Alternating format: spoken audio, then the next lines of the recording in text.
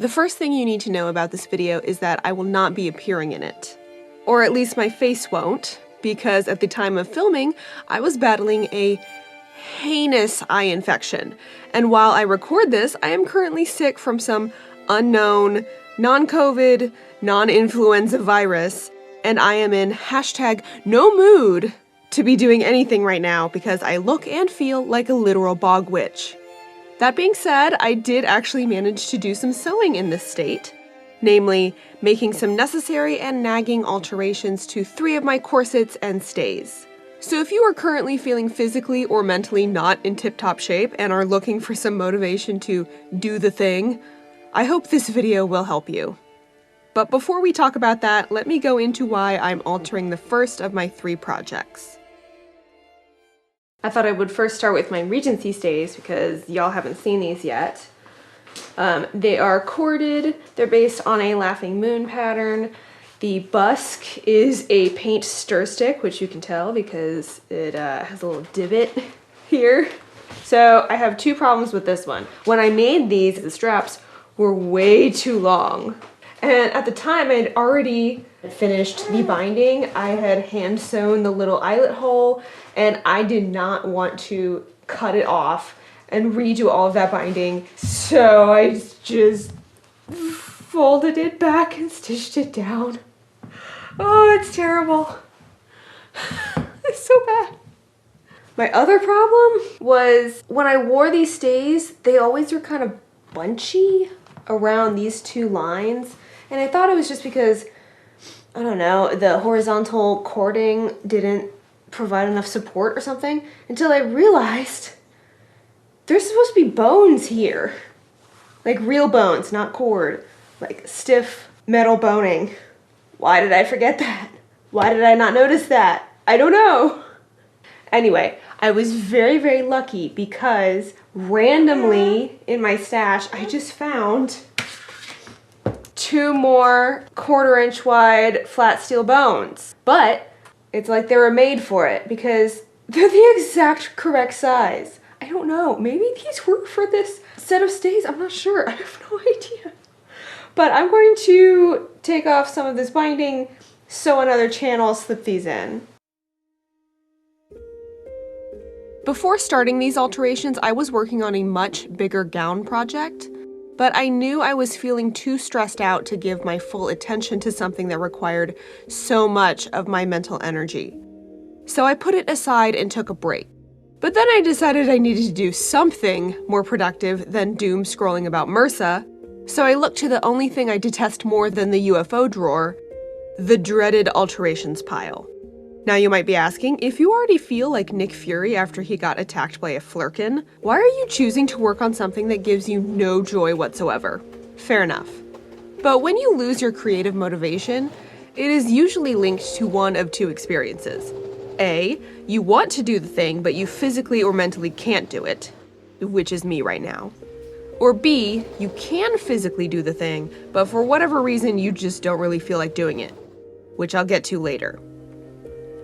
I'm the kind of person who, to a probably unhealthy extent, judges her self-worth by her productivity. So whenever I'm feeling sick or stressed or too preoccupied by other things and can't make stuff, I just feel doubly bad about myself.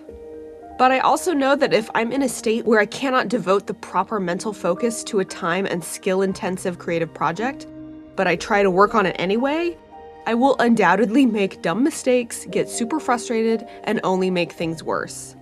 When I'm feeling like this, I need an easy win. Something that makes me feel like I did something of value. Picking up a UFO project that only needs the finishing touches would do nicely for this, but since I'm pretty much out of costume-related UFOs, alterations are the next best thing. I absolutely hate going back and picking up a project which is technically finished but has some issues. Once I declare something done, I don't like fiddling with it again, but sometimes it is necessary. Like these Regency stays, which I sewed back in 2014. They're perfectly wearable as is, because I've worn them several times, but I know they'd be so much more improved if I just did these couple little tweaks. And I've been putting it off forever because there is always a bigger, better project worth working on any good day, and I would choose to do that instead. But alterations like these are fairly easy. I know exactly what I need to do. They don't require a bunch of new tools or supplies. I'm not making major fit changes or learning new techniques. I just need to sit down and get it done. And because this project doesn't require a lot of mental space, that just gives me more brain room to consider my potential existential crisis that is antibiotic-resistant bacteria. I can't believe it took me this long to make these simple fixes, or to even recognize that I needed to make them. So much better now. Although I'm realizing I probably need more room in the hips. The fabric still wants to fold at the center front, but that might just be muscle memory from years of bending again and again at the same spot. Or my busk is too short. Or both. One of these days I'd like to sew a set of transitional stays, since most of my Regency garb is for earlier in the period anyway, but today is not that day. And I probably need more recovery time before I can even start to think about doing that project. Okay, so this next project is really easy. This is my Rilla corset that I made most recently, and at the time I only had a tiny bit of elastic that would work for these garters. And I tried going to the stores and they didn't have any because everyone's making masks. All I could do were 2 of these garters, and I have 4 total. And then my sister-in-law serendipitously said, "Hey, I have all of this 1-inch elastic, do you want it?" And I was like, "Yes, please." So I'm going to attach these onto here with this elastic, and just to make it look the same, I'm probably going to take these ones off and replace it with some of this just so they match.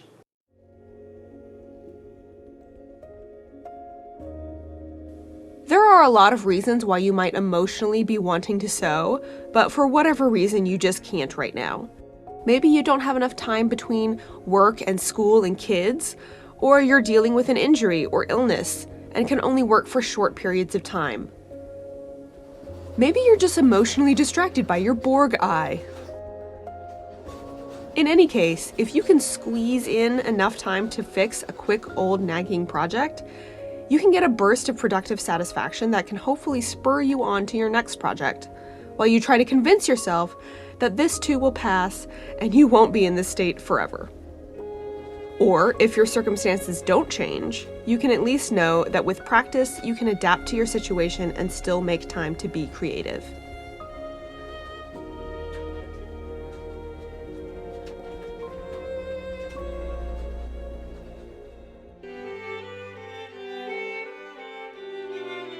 I'm putting this corset on the dress form because I still don't have a 19 teens appropriate set of combinations to wear under this, and the garters would just get lost in the big floofy legs of my 1903 combinations.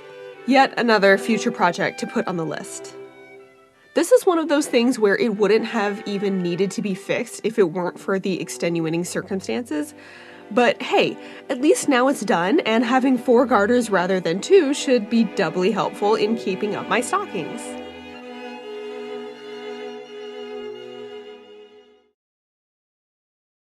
And lastly, I have my red threaded stays, and this isn't really a fix. I'm just going to be making the stomacher, which when I first made these, I was so tired of doing this binding that I did not want to do anything else. So now is the time we're gonna make the stomacher. So I have a piece, I've got my matching fabric, the rest of this leather, and I have 1 bone for the center, but I don't have any other bones. Like, I'm completely out of the synthetic whalebone that I used for the rest of these channels. But what I do have is reed. Lots and lots of reed.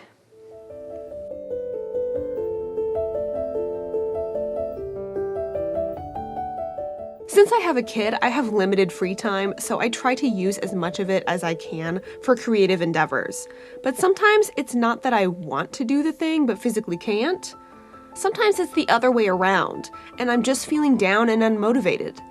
This is often worse for me because then I usually feel guilty for not sewing while I have the opportunity.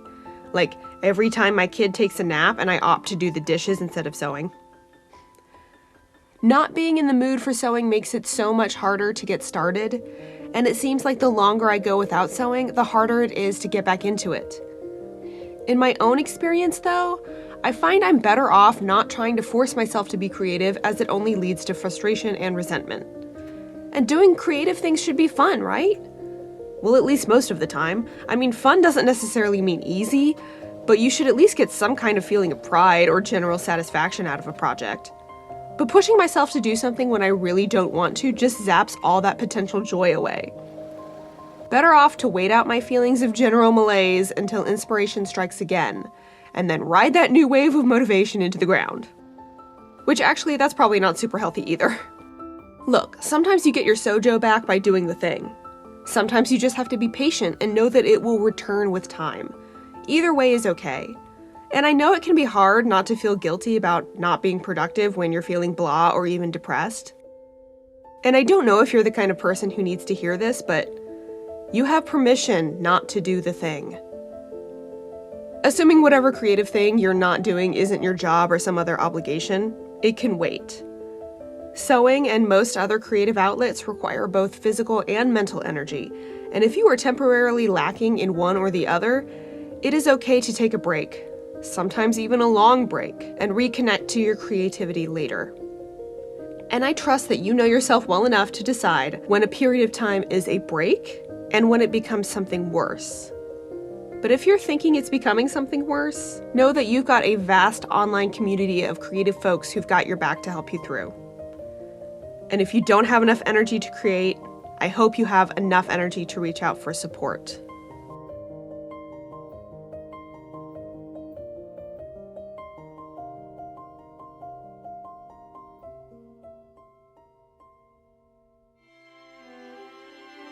This wasn't so much an alteration as it was just a last piece of a project I never finished. When I made these stays, I was so tired of hand sewing this leather binding that I just wanted to quit. I really needed some time and space to come back and finish the project. I bought this leather online and tried to find the thinnest stuff I could, and obviously it's just a little too thick to comfortably sew by hand. Luckily, the stomacher was such a quick project that my hands didn't have enough time to get tired. One thing I didn't expect: how squeaky the stays would sound with the leather of the stomacher rubbing against the leather of the stays. Unfortunately, or fortunately, you can't hear that because I didn't plug in the mic for these shots. Anyway, I hope it is less audible with the dress over top, but you live and you learn, right? As always, thank you for watching. Please subscribe if you want to stick around. At this point, my eye is doing much better, but I've got a wicked cough and I'm super tired, so I think I'm just gonna go to bed early. I just want to keep it real about the state of my sewing experience right now. This is legit happening. The baby has taken everything out of these drawers and thrown it all over the floor. And yes, I did just put my light directly on the pile of trash.